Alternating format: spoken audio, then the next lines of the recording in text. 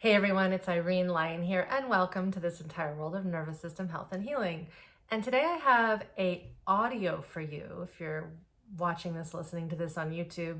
When I did the video didn't take. So there is a piece of education that is going to come soon, and it's just going to be here on YouTube, an image. It is me talking to you about why, when my students become more regulated, they start to be able to have plants that do not die. And someone asked me a question a long time ago, what's this thing, Irene, with people keeping their plants alive and them doing your work? And so this video covers that and answers that. I also wanted to pop in and remind everyone here, in case you didn't hear this last week on my video last week, we have currently got a 4-part series for sale called The Essentials of Nervous System Health and Healing. It is $77.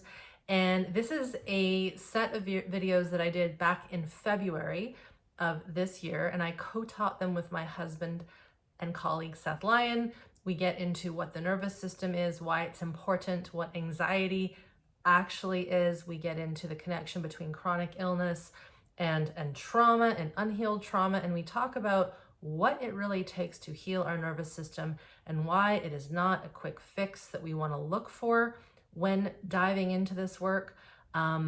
Check that out. Somewhere near this video, there'll be a link to this Essentials registration. You can also find this on my website, which is just my name, irenelyon.com.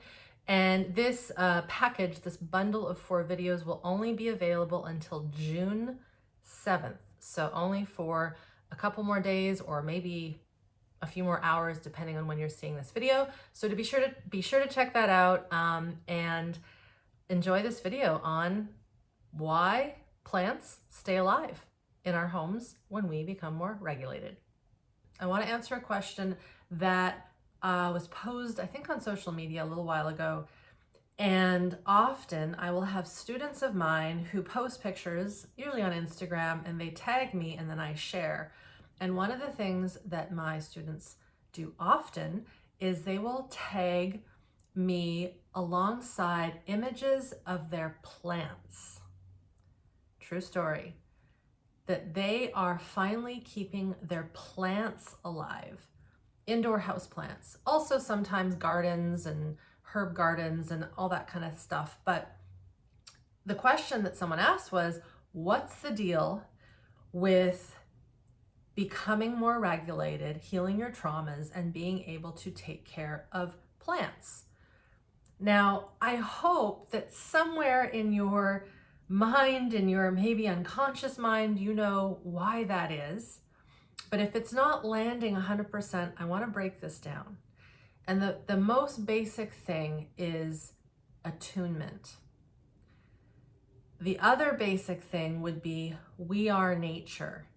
Now, we're not plants, and we're not the ocean, and we're not the earth, but we are made of that stuff: minerals, water, energy, light, all these things. And inside our bodies, we have blood and all the things, right? Tissue. We're living, breathing beings, organisms in the form of a human.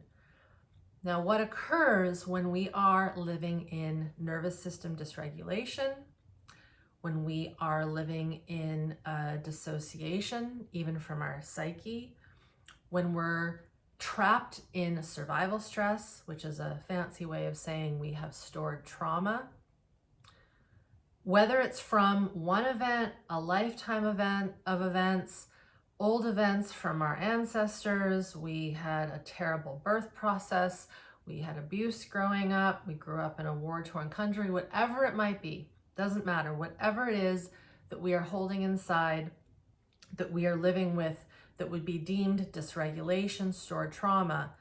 When this is, let's say, the main way that we are in the world, for many people, they are not connected to the fact that they are a natural living creature, human organism that requires oxygen and nutrition and needs to excrete waste and get rest and regenerate and repair.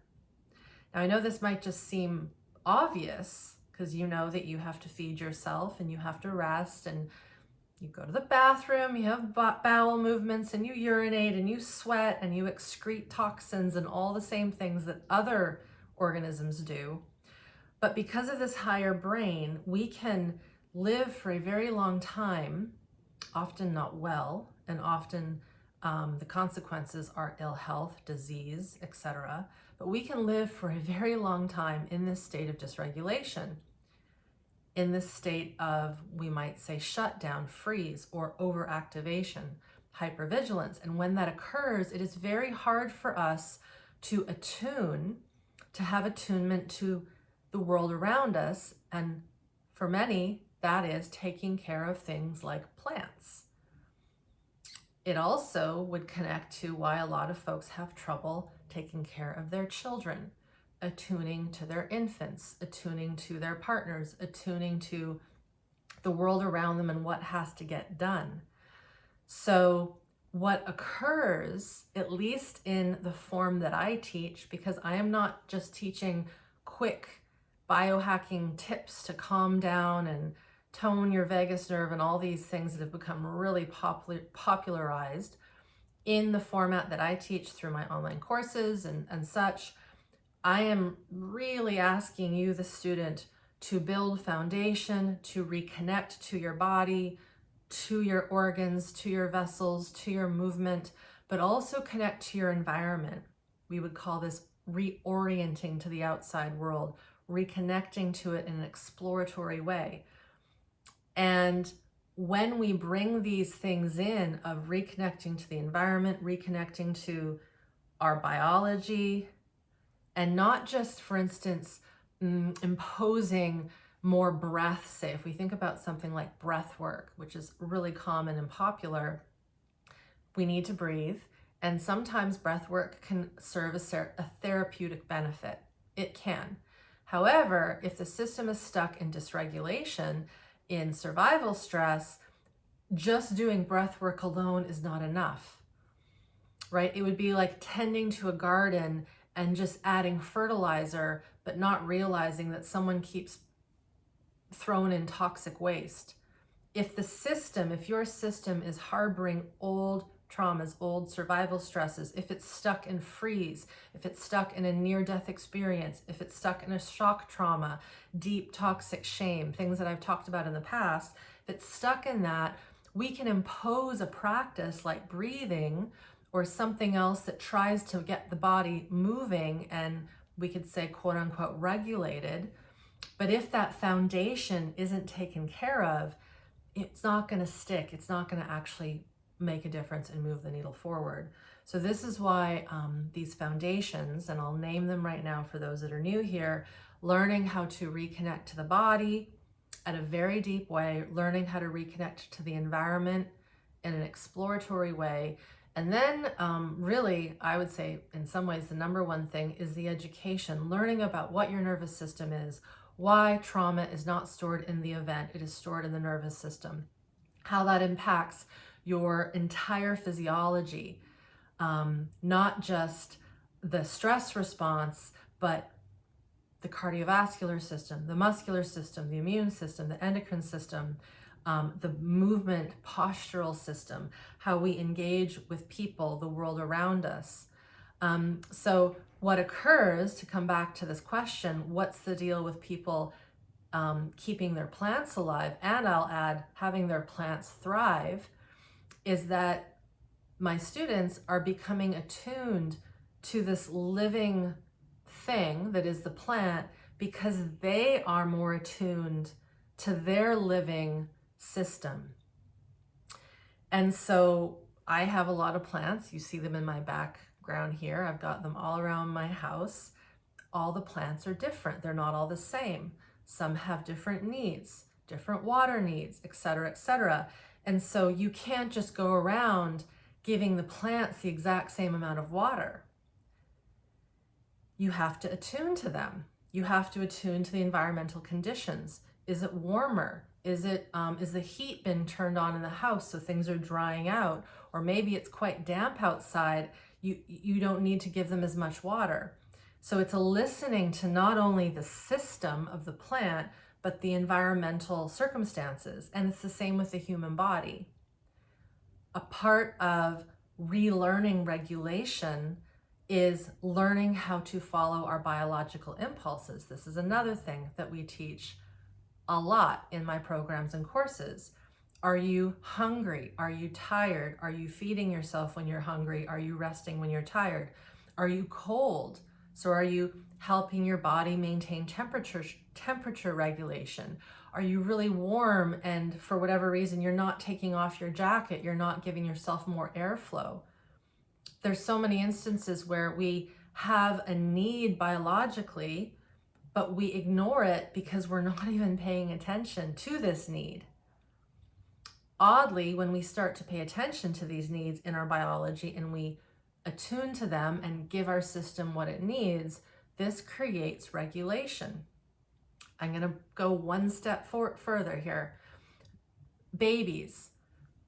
I always go back to the baby. When the newborn baby comes out, that little system is not self-regulated. There's some regulation at the gut level depending on full term and how healthy the kiddo is, but they need to learn how to be in their body through co-regulation with another human. Usually it's the mother. It doesn't have to be. It just has to be an older, mature human. So when that baby cries, we need to attend to it. What's going on? Hungry, tired, not feeling well, too hot, too cold, scared, whatever it might be. We then attune and offer the little one what we believe it needs. And then over time, we get to listen to the cues a bit better. We know that this cry means this and that cry means that. And oh, look, they're red in the face. They're warm, for example. So by providing what that little one needs, it learns how to regulate. It also learns someone is there paying attention to me. So if we go back to the plants, I know a plant isn't a baby, but it's a living thing. And it has that same kind of need. And so when we are more attuned to ourselves, we see and we pick up on these things. Now, quite simple, really.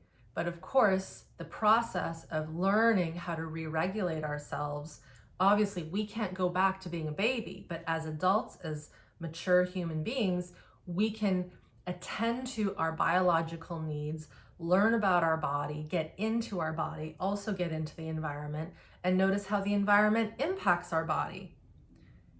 And so this then goes into a more macro concept that I've written about in the past, and I'll link some of my articles below this video so that you can read them.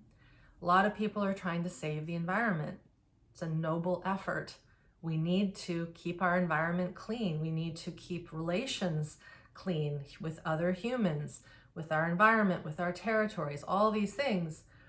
And I believe personally that when we have better connection to ourselves, a lot of this stuff that we're trying to fix will just happen a little more organically, a little more naturally. It's very hard for a human to do bad things to the environment around us and to other people, for example, when we are connected to our insides, when we're empathetic. We're less likely to litter. We're less likely to dump toxic waste somewhere. We're less likely to be reckless with our behaviors. We have a bigger picture view of the impact. I think a lot of the things that occur out in the world that just aren't good, it's because the person isn't connected to themselves. And so, as cliche as it sounds, saving the world, I feel and I believe, starts with each person getting regulated themselves, and then that ripples out into immediate family, into community systems, family systems, and eventually the world. So for all of you who have never been able to keep a plant alive, I will offer a little experiment. What would it be like to start into this work? Get into this work, again, through my resources, my programs, my classes, my educational videos. How can you attune to yourself more, learn to attune? Because for some of us, there's no attunement. We're in this body. We don't even know how the body works for us. It might be working in many ways against us in survival stress. And so we aren't friendly to it. We treat it unwell. The more we treat ourselves well and we learn how to be in this system and in the environment, we start to shift how we work with other things outside of us. So if you would like an experiment, I would suggest getting into this work, playing with this work, learning, becoming a student, a scholar of your body and your stress responses and how you interact with the world. And parallel to that, maybe get a few plants. See how you can be with them, how you can literally connect with them and listen to their needs. That's my suggestion to everyone here. If you haven't done this already, it's worth a try. It's worth a little experiment. Again, thank you for being here. If you are new here, I want to make sure you know about my site, my website. I know it can get easy to get trapped in the world of YouTube and keep watching videos and videos here, and I encourage you to do that. I also want to make sure you know that I have a whole other world over on my site. It's just my name, irenelein.com, where there are more resources, audio samplers, free downloads, classes, courses, programs, obviously my bio, my credentials, all the things you need to know. So I encourage you to take a little trip over there after you watch this video.